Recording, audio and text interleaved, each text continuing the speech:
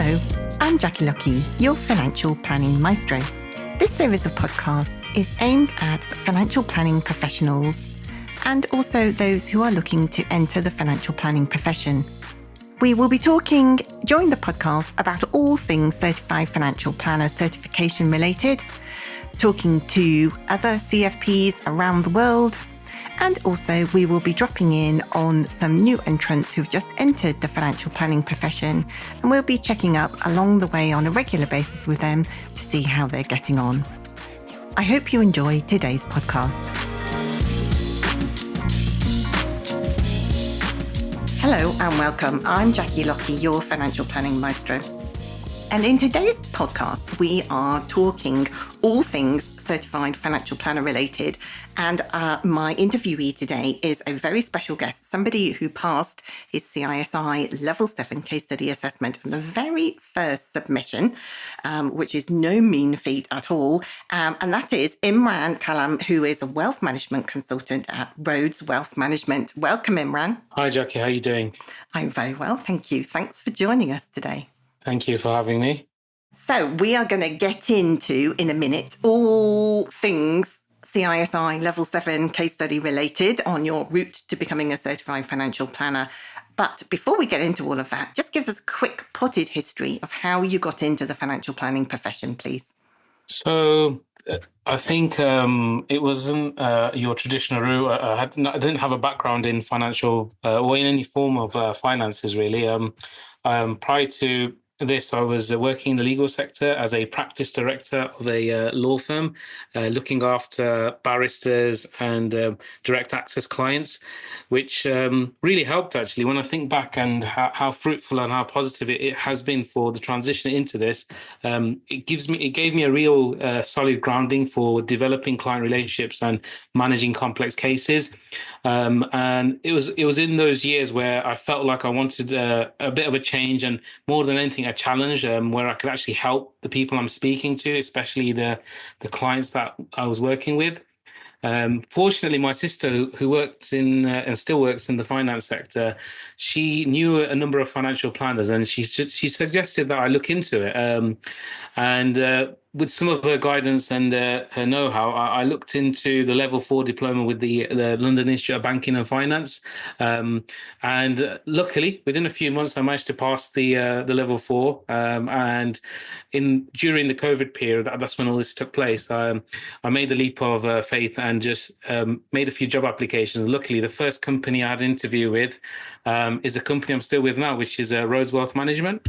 That's fantastic. Yeah. And, what's the law society and the law profession's loss is definitely financial planning profession's gain. So that's a really positive thing. And I think also, having those coming from a different profession also brings with it its own pluses, doesn't it? Because, you've learned, the discipline of, working with those around you in a different profession, but also the aim is still the same, isn't it? To look after clients.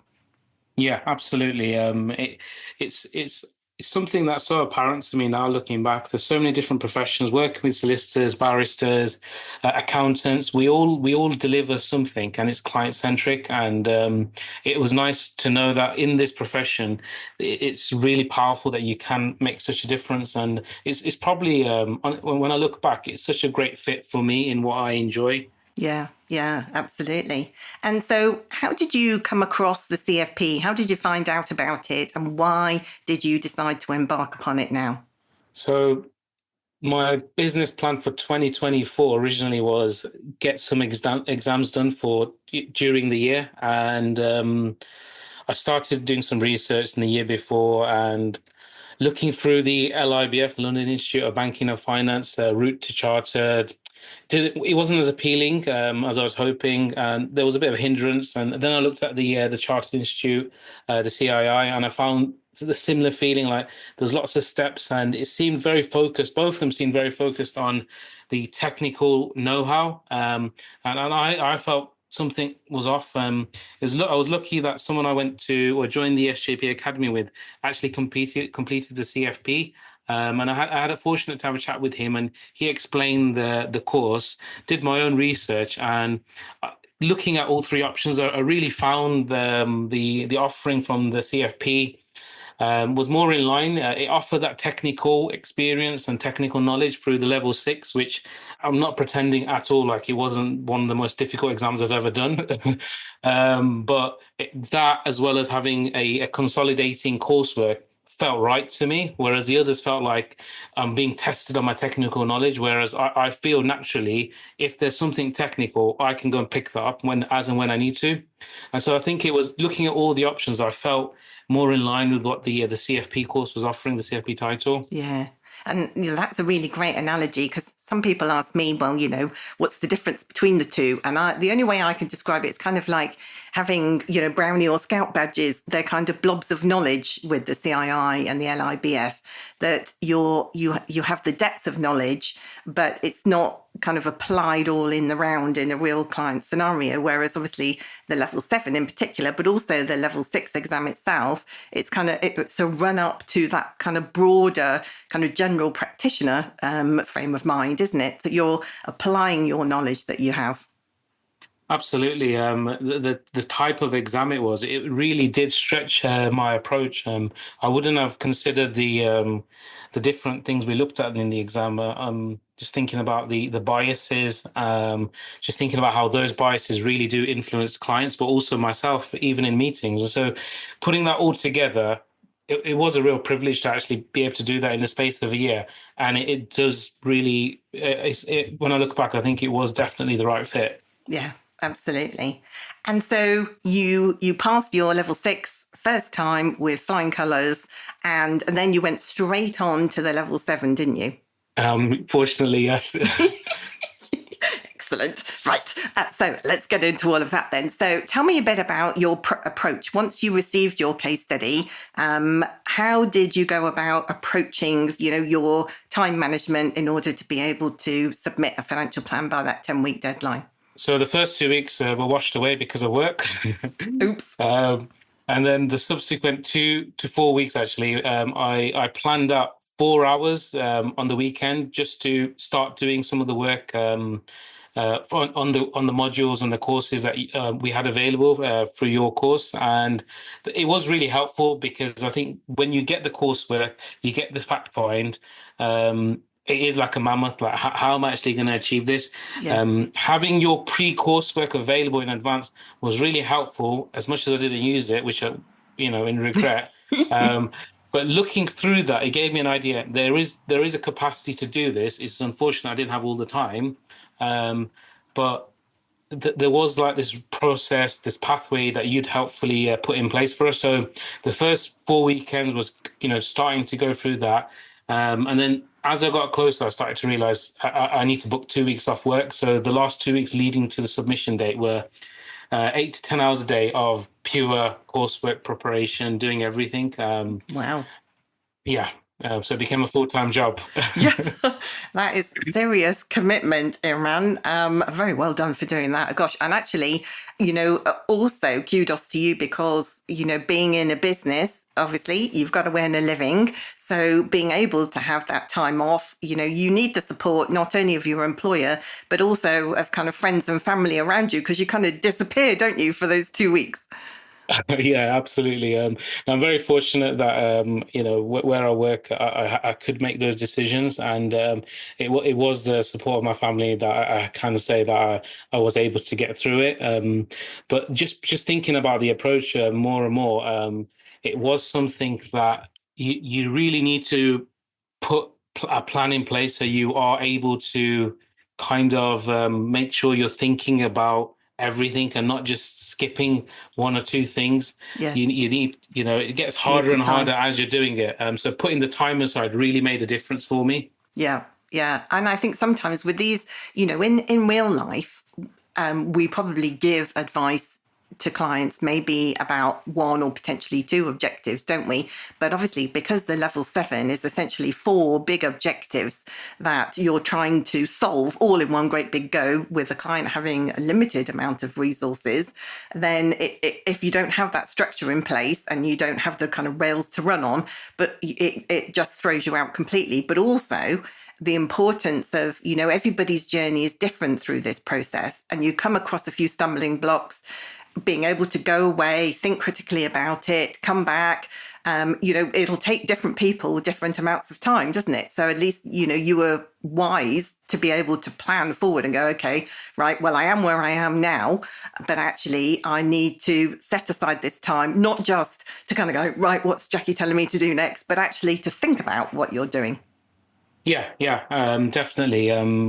Some of the modules and the videos were so helpful, and one of the challenges that I really had to overcome was everything Jackie's saying is really helpful. And Imran, you don't need to do everything. You need to focus what's specific to your client that you've got, and that was a hurdle because I just thought I'm going to miss something that you're recommending or you're suggesting. Once I overcame those humps, it was a lot easier just to focus specifically on the clients that I've got. Yes. It is easy to get swept away and go, oh, maybe I could do that and I could do this. And you think, hang on a minute, you've only got 10 weeks and the time is ticking by. So, time management, very important. So tell me about, as you were working your way through the course and we had our sessions, our group sessions and our one-to-ones together, tell me were there any particular areas where you just thought, yikes, either this is new or I haven't seen it done this way before, or maybe tough areas where you think, oh, if I ever see an Excel spreadsheet again, it'll be a day too soon? You mentioned Excel spreadsheets. I actually love them now. That's my point. I really do. Like, I do speak to clients and say there's different ways of doing cash flow modeling. But the advantages of being able to do a manual spreadsheet now for me, it's gold dust. Being able to actually tell a client that is possible. We do use software to help present it to you. But if ever I felt the need for a manual spreadsheet, I can do it. Just the confidence in saying that has really been fruitful to me. But I think the biggest surprise for me was actually the assumptions. I think I took them for granted. During the level 6 exam, you learn about, be realistic, be reasonable, and, these 3 different steps that you should be taking. I took that for granted during in preparation for the coursework and getting things together. You definitely, played a big role in making sure that how significant they were. But it wasn't until I tried to put it together. You're going to be disappointed to hear, Jackie, but I probably finished my assumptions the night before.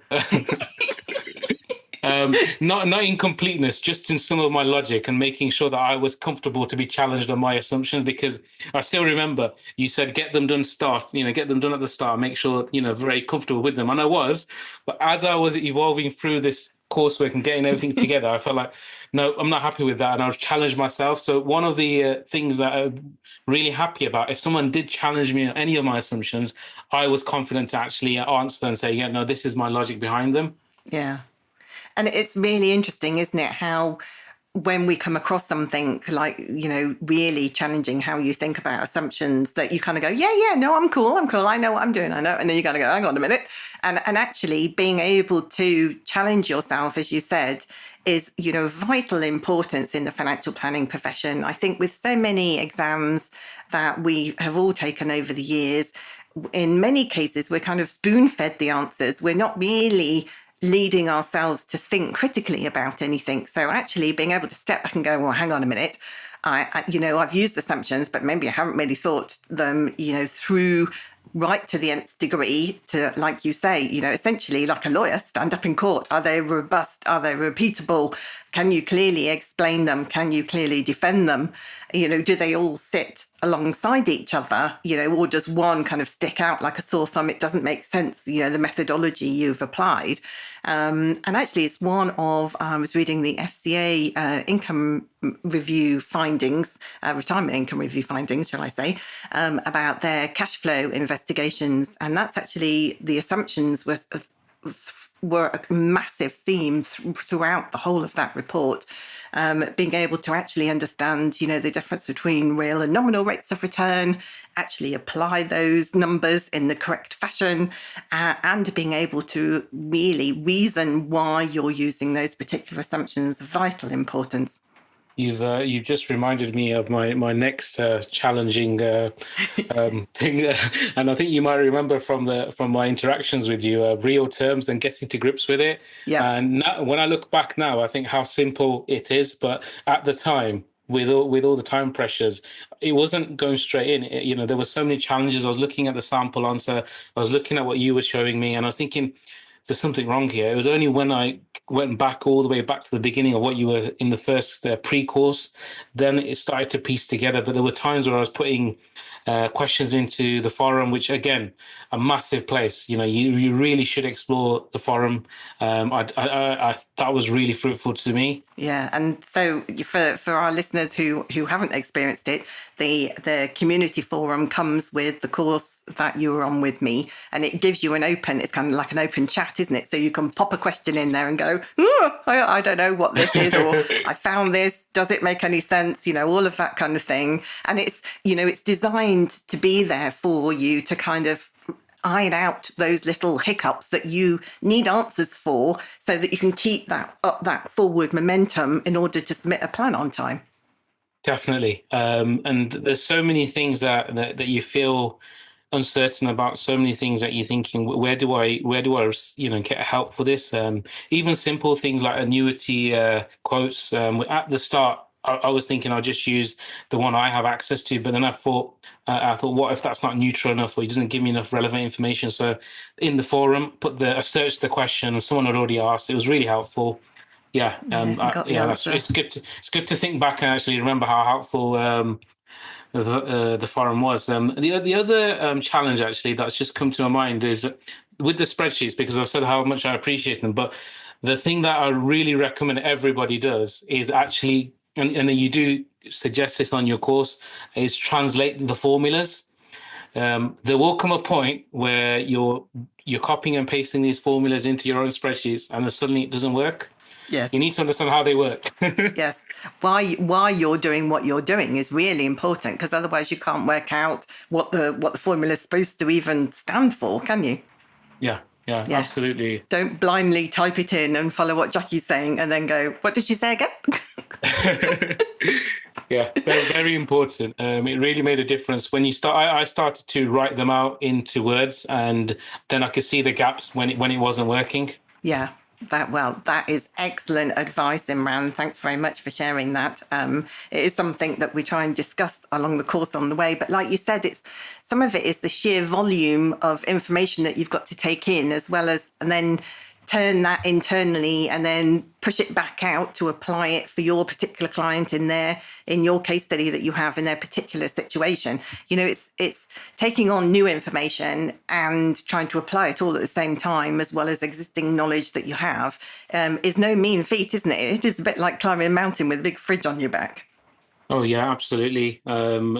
Just reflecting on some of the other thoughts with the assumptions. I remember I had my natural views on certain assumptions, but I did the assumptions module with the CISI. Again, something you definitely should do. And then I started to think maybe my own natural assumptions might not be correct. But when I searched and researched for my assumptions and saw or sought out relevant information that helped me make my assumptions sound reasonable, realistic, there is information that will support your own views sometimes, and I don't think you should be scared to actually look for that. One of my assumptions that I used was the idea that annuities, because of the lack of final salary schemes in the current day, the possibility that there'll be more cross subsidization of annuities. Yep. So it was really good to be able to get research relevant information and support my assumption. Mm-hmm. Yes, it is really interesting, isn't it? And how you've got to think about how the kind of interrelationship of each assumption as well. You can't just go, I'm just going to think about annuities in isolation to, the inflation rate or to the client's expenditure or whatever it is. So many assumptions actually lead you to another assumption, don't they? Absolutely. Yeah. Yeah. It's fascinating. As you know, my favourite subject, assumptions. Everybody knows they're all probably rolling their eyes out there listening to us rabbiting on about assumptions. So let's think now about, tell me, do you have a gauge for how many hours it took you of hard work and hard graft to put your first submission in for the CISI assessment? I was looking forward to this question because I was listening to some of your podcasts, and I think on average it's probably been about 150 to 200 hours. I added up based on my calendar entries. I probably spent between 150 to 160 hours in the end. Well, yeah, that's huge, isn't it? Especially only over that short 10-week, well, 8-week, 6-week time frame for you, Imran. But yeah, I mean, gosh, yes, I'm surprised your family actually saw you at all while you were cramming all those hours into effectively, after missing the first few weeks with work, basically, you were down to about 6 to 7 weeks, weren't you? Yeah, looking back, it was only what I could afford to do, but it was something that it's not recommended at all to anyone listening to this. Don't do what I did. No, start from the very beginning as soon as you get the coursework. I think that message is coming out loud and clear. And so, but you've been on such a journey and learnt so much along the way. And I'm so proud of you passing on your very first submission. I mean, you must be absolutely chuffed to bits. I am. It's a very big achievement. It's been recognised by the people I work with, my family and my friends. And for me, what it's really helped me with is confidence. In such a broad way, it's really given me something that I didn't wasn't expecting, but it has given me a lot of confidence in what I do. Yes, yes. And so looking back now, I know it's only been a short time since you received your results and probably, had a little dance around the kitchen, but how do you think it is going to change the way that you give financial planning advice to your clients in the future? I feel like it's given me more of a focus on the word holistic, whereas previously client-centric meetings would take place, and I'm interested in retirement planning. I'm interested in investments.